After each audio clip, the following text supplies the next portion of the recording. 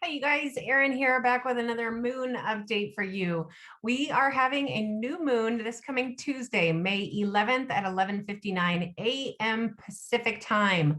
This is in the sign of Taurus, 21 degrees Taurus. Okay. So for those of you who have never seen my videos, what this means is we're being provided with an opportunity to have growth over these next 6 months until we have a full moon in the sign of Taurus, to manifest growth, abundance, with everything that has to do with the sign of Taurus. Okay. Now, Taurus is the sign of money, possessions, and values. Okay. So this is a really good time to, manifest more abundance, more growth, financial growth, or maybe you're trying to, manifest a new car or something like that. This is the time to do it. Now, we all experience this as a collective. However, it is extremely beneficial to know which house or what area of your life this manifests for you in your own natal chart, to know where the sign of Taurus is in your natal chart.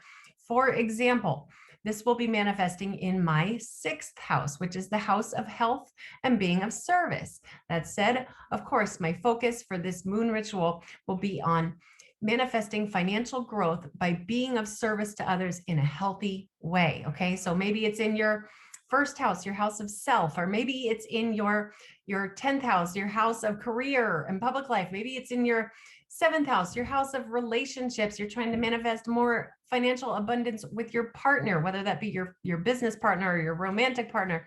Whatever it is, this could be manifesting through several different areas of your life. And to know where that sign of Taurus is in your natal chart is profoundly important, or it's extremely beneficial. I do offer 10-minute moon readings, just $22, to tell you where the sign of Taurus is in your natal chart, to see which area of your life this energy manifests for you over these next 6 months. Okay, so what I'm going to do here is I am going to share my screen with you so you guys can see exactly what I'm talking about here. All right, so we're looking at the zodiac, in other words, the heavens, for May 11th, 2021 at 11:59 a.m. Pacific time. It is definitely ideal to set your intentions before the actual celestial event occurs. Have your moon ritual, say the night before, May 10th. Pull out your journal, write it out, what it is you're trying to manifest. Write it out as if it's already happened. For example, I always, when it comes to my manifestation journal, where I spell out or cast spells, what it is I'm trying to bring into fruition. Dear God and angels, and by the way, I do not belong to any sort of organized religion. When I talk about God, I am talking about source, the lights that we receive from the heavens, the angels. That word angel actually comes from the word angles, connections that are being made between celestial bodies, all done through geometry, through the sine wave. And it's all mathematical. Okay, so dear God and angels, thank you for aligning me with a wealthy and consistent flow of monetary currency. Through the act of providing for myself, I would say, clear and concise astrological guidance to those who benefit from it most. And this is the important part, so that I can live comfortably, provide for my family, and give back to the world. When I'm talking about this sign of Taurus, this money, possessions, and values, it is crucially important to leave greed out. Absolutely no greed. When I'm writing out what I'm trying to manifest, like I said, I make sure to write it as if it's already occurred. And it's always for the greater good of all, not just for my own benefit, but for everybody. And that's the way you're going to get the best results working with this kind of magic. Okay. If you add greed in there, karma is going to come back to bite you in the butt. Okay. So here we are. Earth will be right here. I work only with geocentric. Well, I work with several different types of astrology, but what we're talking about here is geocentric Western astrology, which I find to be the most accurate when I'm trying to work with manifestations. Okay, so Earth is right here. These are all the celestial bodies around Earth for May 11th. Okay, but what we're going to focus on are these guys right here. This is the sun. This is the moon. They're both at 21 degrees. And this right here is the symbol for the sign of Taurus. And to be specific, 17 minutes. Okay, so this is what happens when we have a new moon. The sun and the moon come together. They meet in the same degree in the same sign of the zodiac. The moon is the mother of the heavens. The sun is the father. They come together to create, basically they're making a baby for new growth. They're creating new energy for us, okay, in the sign of Taurus. Now, at 21 degrees, this puts us in the third decant of the Taurus energy. So there's a little twist of Capricornian energy here. That Capricorn energy is really good at taking command, taking it could even have to do with entrepreneurships or being your own boss, taking charge. Okay. So there's a little twist of that going on here. Now, this is another reason it's so good to understand your natal chart. If you have anything, your sun, your moon, your Mercury, your Venus at 21 degrees Taurus or 21 degrees Virgo or 21 degrees Capricorn, then this new moon is very special to you. So it's really a good idea to get to know your natal chart. Now, what we see here is this right here is this, there's a blue line that goes from here to here.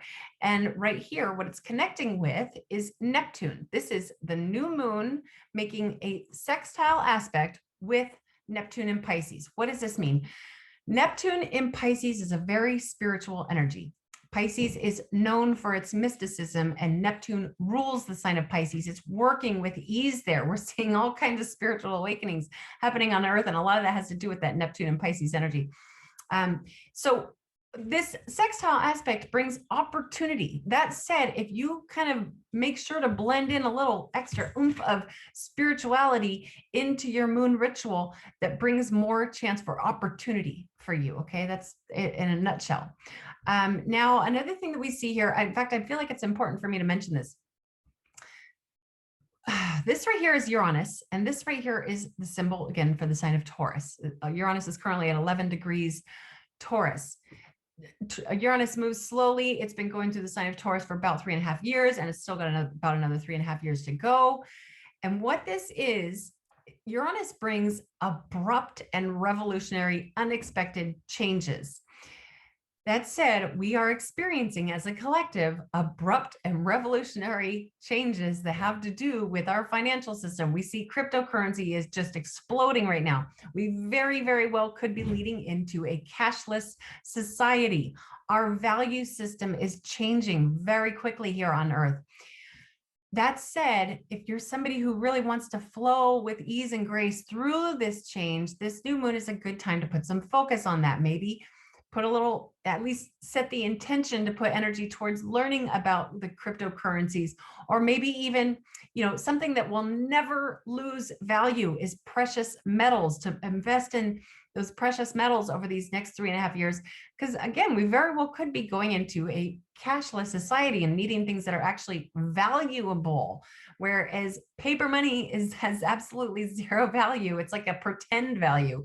And so we very well could be leading into a time where that paper money is no longer existent, and we need things that actually really do hold value. So this new moon is a good idea to really set some intentions for that. Okay, so I think I don't want to make this too long. So the next thing I'm going to mention is stones, minerals, gemstones. This is what I like to work with for my moon rituals. Well, I really like to work with gemstones for pretty much everything, but I always like to find stones that resonate well with the sign in which the new moon takes place.